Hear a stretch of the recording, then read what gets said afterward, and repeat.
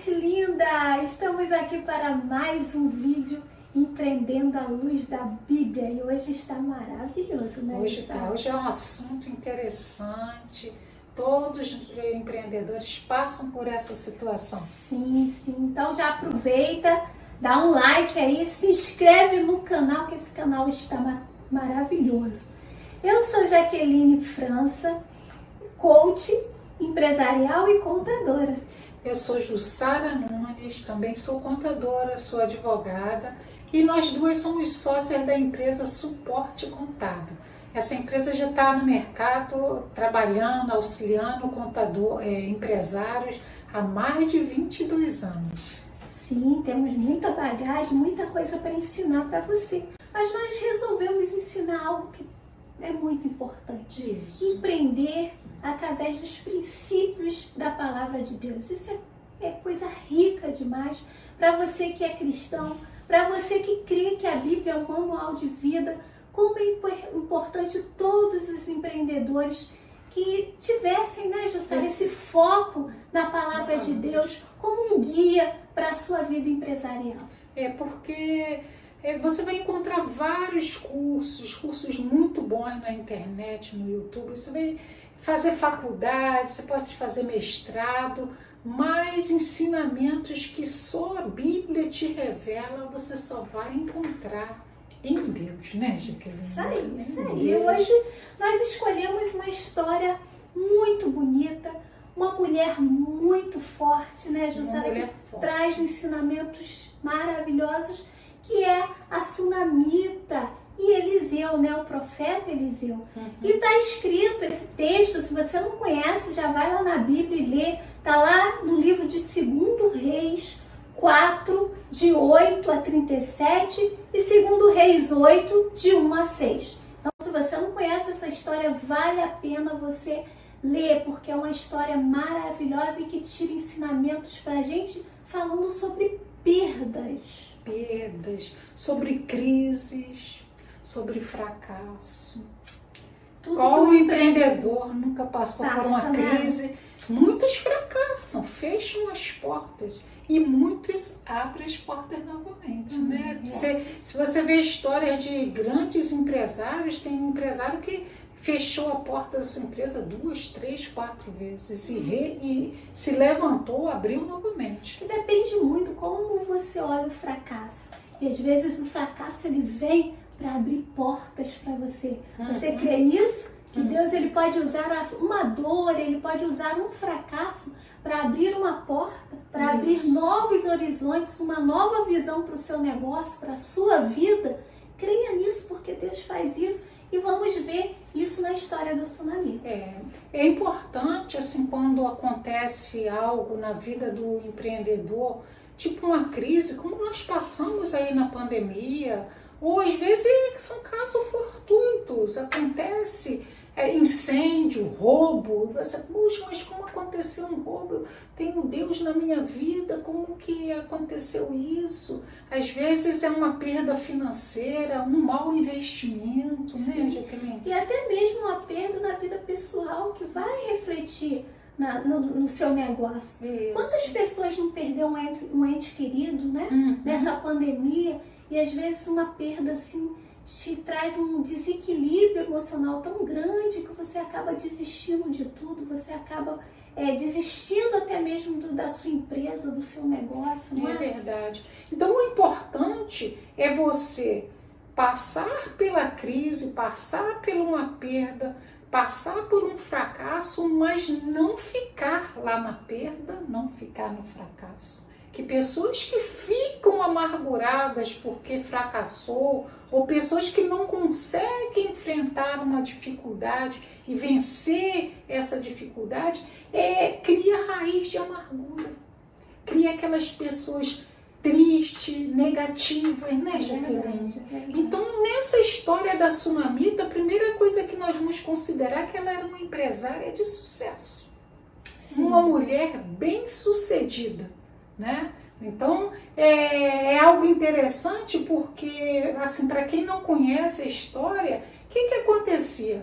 Essa mulher, ela morava numa cidade e o profeta Eliseu sempre passava por lá. O profeta Eliseu era um homem considerado um homem que tinha um contato com Deus muito forte. Deus falava através de Eliseu. E a mulher via que Eliseu passava na cidade dela. O que ela resolveu fazer? Ela vai, oferece para ele um lanche, um almoço, tal, mas depois ela quer ir além. Ela vai e oferece para o profeta um quarto. Ela faz um quarto na casa dela, coloca tudo que o profeta precisa, cama, água, tudo adornado para que o profeta Eliseu se sentisse bem confortável naquele lugar. Ela vê o profeta Eliseu como a presença de Deus, né? Então ela falou, esse homem é um homem de Deus, então eu quero esse homem na minha casa. Isso. E esse é o primeiro ensinamento que nós vamos trazer para você como empreendedor. Queira Deus habitando na sua empresa, na sua vida.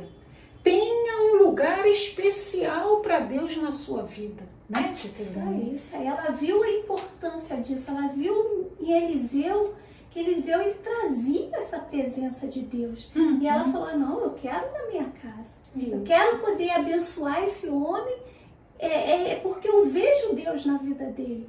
E isso traz esse ensinamento para de a gente sempre querer que Deus esteja presente na nossa vida, no nosso negócio, na nossa família. Deus tem que ser o primeiro, né? Tem que ser o primeiro, e Deus tem que ter prazer em habitar nesse local. Você já assim, às vezes nós vamos na casa de algumas pessoas que você não se sente bem confortável, né, Gica? Não sei se já aconteceu com você, de você ir visitar uma pessoa e você não se sentir à vontade, você não se enquadrar bem naquele lugar. Às vezes o ambiente não está arrumado o suficiente, né? Já aconteceu isso comigo. Às vezes a água não é servida num copo assim muito limpinho. Ou a comida não está muito boa. Então você visita a pessoa e você não tem vontade de voltar naquele lugar. Então, para Deus habitar na sua vida, na sua empresa, Ele tem que gostar de estar naquele lugar. E o que faz Deus gostar de habitar na vida de uma pessoa ou na sua empresa? Vamos listar aqui algumas das virtudes que Deus gosta de ver. Deus não vai querer uma mesa bonita com uma refeição boa, porque não é isso que Ele quer. Ele quer isso. E esse é o primeiro ensinamento que nós vamos trazer para você como empreendedor. Queira Deus habitando na sua empresa. E isso tem que estar na sua empresa, né? Porque você é o espelho da sua empresa. A sua empresa não vai sair falando sozinha que ela é justa. Quem é justo? É o empreendedor. Então, tem em Salmo 11:7 fala assim, porque o Senhor é justo e ama a justiça, o seu rosto olha para os retos. Então, seja justo com os seus fornecedores, seja justo com os seus funcionários, seja justo com os seus clientes. Isso é verdade. Que haja justiça na sua empresa. Isso é importante. E isso vai agradar a Deus. Então você está montando, assim como a Sunamita montou aquele quarto para o profeta, que ela via a presença de Deus na vida dele, monte a sua empresa para que Deus habite. E a primeira coisa que você tem que montar é a justiça. A segunda, verdade. Lá em Salmo 51:6 fala assim, eis que amas a verdade no íntimo e no oculto me fazes conhecer a sabedoria. Que a verdade esteja presente no seu negócio, na sua empresa, na sua vida. É algo que Deus ama, é a verdade. A verdade. Empreendedores que usam de artifícios para enganar o cliente. Diz que o produto tem uma qualidade e não tem. Fala para o governo que o faturamento é um, mas o faturamento é outro. Então esses detalhes onde a maioria dos empreendedores foge, e quando Deus não habita onde há mentira. Deus só habita onde há verdade, né? Outra coisa que Deus, onde Deus habita, seja generoso. A Sunamita fez isso, né? Ela foi generosa com o profeta. Então, que haja essa generosidade na sua empresa. 2 Coríntios 9:7 fala assim: cada um contribua segundo propõe no seu coração, não com tristeza ou por necessidade, porque Deus ama ao que dá com alegria. Então, uma grande virtude do empreendedor, que nós já falamos em outro vídeo, é que a motivação dele é maior em dar do que receber. Ele visa mais o prazer em dar do que ter lucro.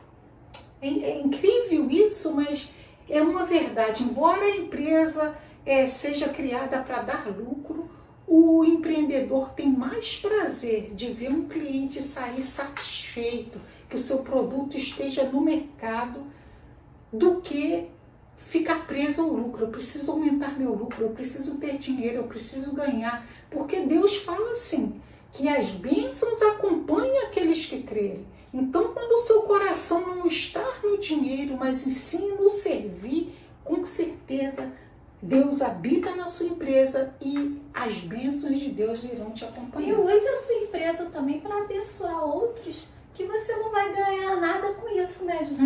Porque aí a gente abençoar um cliente com aquilo que a gente faz, tudo bem. Normal. Mas a generosidade também está quando você abençoa ao necessitado, a viúva, o órfão. A Bíblia fala sobre isso. E você ajudar o necessitado. Então use, tire uma parte do seu lucro para abençoar outras pessoas, para doar.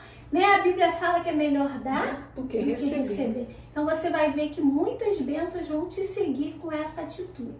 E Deus vai gostando de habitar na sua empresa.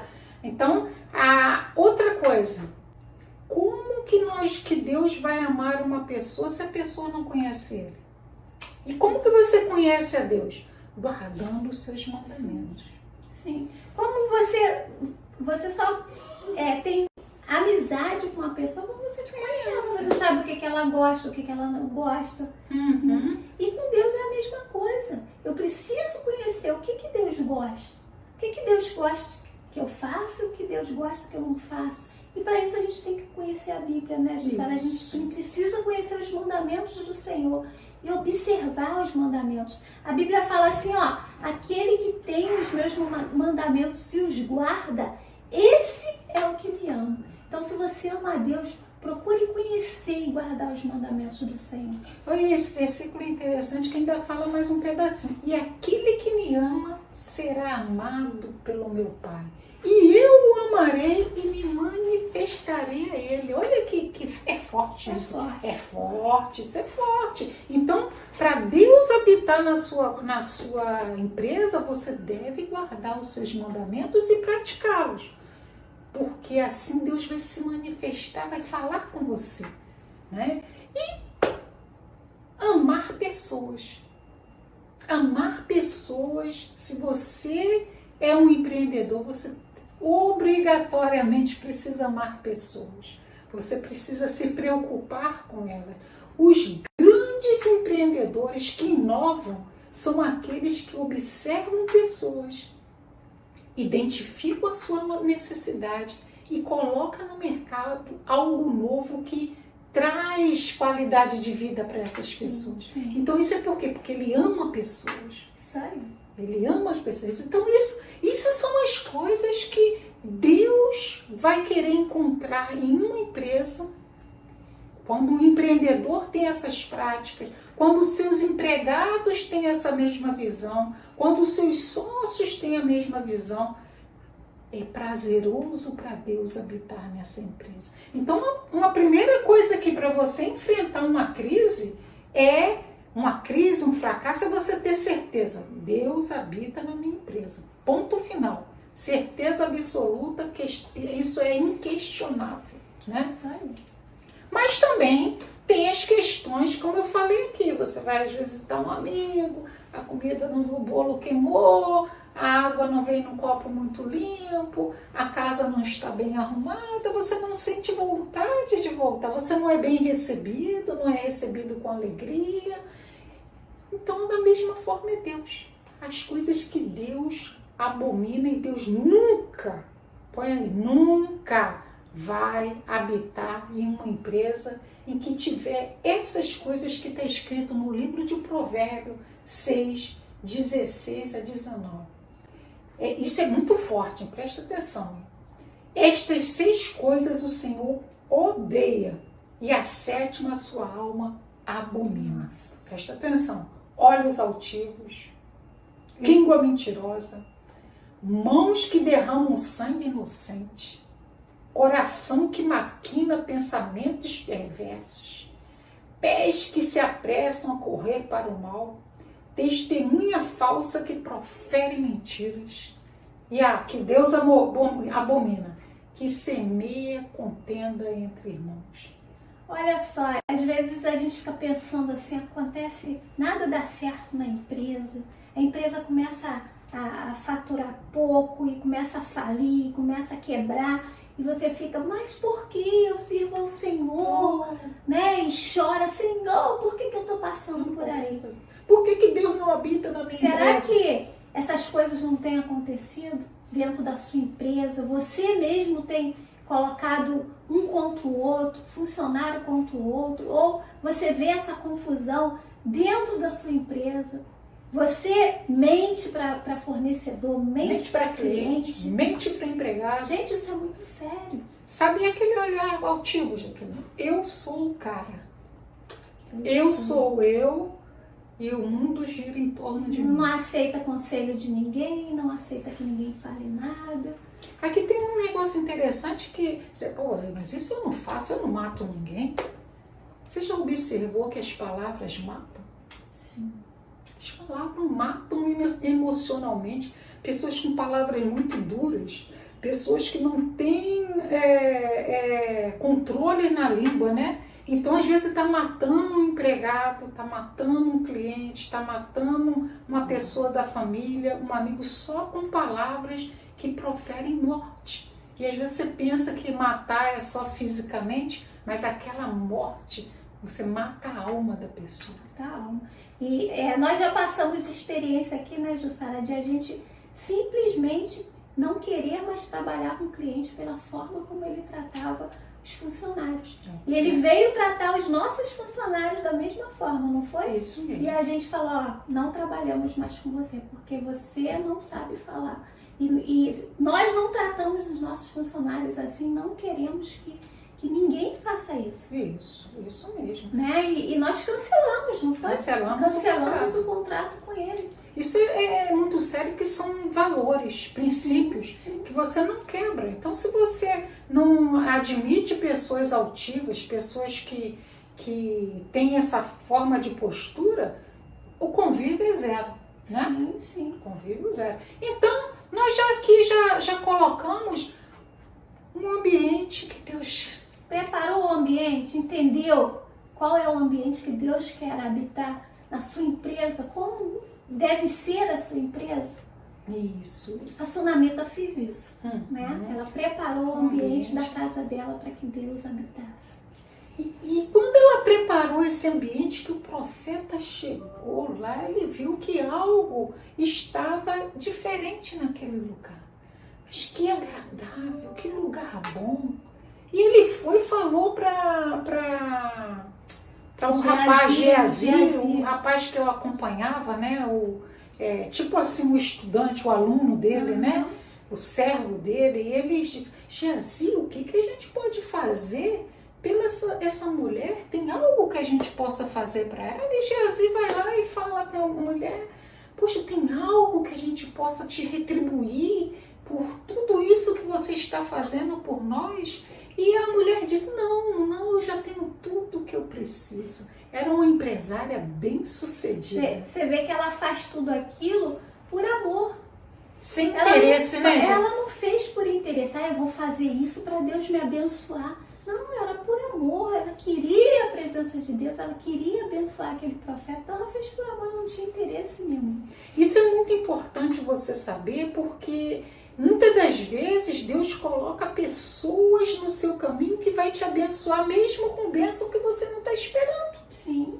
cliente novo que chega, oportunidades novas que chegam e você não está esperando. A partir de uma atitude sua de abençoar, né? Isso. A palavra de Deus, ela fala algo assim muito interessante, que Deus é galardoador daqueles que o buscam. E o que é ser galardoador? É dar presente. Deus gosta de presentear aqueles que o buscam com o coração sincero. E foi isso que o profeta quis fazer com a sunamita. Isso. Isso é interessante, porque a sunamita tinha uma necessidade que era ter filhos. Ela não tinha filho, ela tinha tudo, mas ela não tinha filho. E Geazi foi e falou isso para Eliseu. Eliseu, a sunamita, ela não tem filho. E Eliseu chega para a mulher e fala justamente isso, que em 9 meses ela teria um filho. E a mulher chega assim, o meu senhor, não me engane, é isso que vai acontecer e em 9 meses não é que ela teve um filho? Deus abençoou ali a vida da sunamita pela atitude, pela generosidade dela, né? Então isso é muito interessante porque Deus conhece o desejo do seu coração, mesmo aqueles muito ocultos. Você nem pede, você nem imagina que pode receber. Talvez ela ali já tinha desistido desse sonho. Né? Algo que para ela, eu não vou ter, ela se conformou, né? Se conformou. Então, na sua empresa, se a sua empresa foi criada por Deus para um propósito, Deus vai criar, vai fazer coisas acontecer na sua empresa só porque Deus tem um propósito a ser cumprido através dela.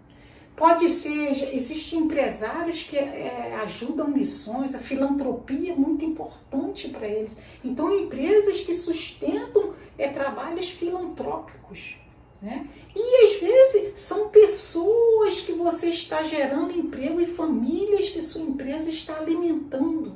Então, Deus vai e supre necessidades que você não está nem esperando. Verdade. Mas, Jaqueline, vamos fazer o seguinte... Vamos dar uma parada aqui para você começar a pensar, né? Vamos pensar. Sim, nós vamos parar aqui nesse vídeo, vamos fazer um novo vídeo, porque aí nós vamos ver que Deus abençoou a sunamita com um filho, mas aí veio uma perda. E vamos aprender o que a sunamita fez com essa perda. Qual foi a atitude dela? Porque às vezes você vai olhar para a gente e falar assim, poxa, mas a minha empresa, eu faço tudo isso que vocês falaram, eu sinto que eu tenho, é o propósito de Deus, eu arrumei tudo, né? Aqui dentro tem justiça, tem verdade, tem generosidade, mas aí eu sofri uma perda, mas aí veio um fracasso, por que aconteceu isso? Então, nós vamos falar no próximo vídeo o que a sunamita fez, quais foram as atitudes para que nós aprendamos o que fazer quando vier a perda, quando vier o fracasso, tá? Então, até o próximo vídeo. Medite em todas essas coisas que falamos hoje.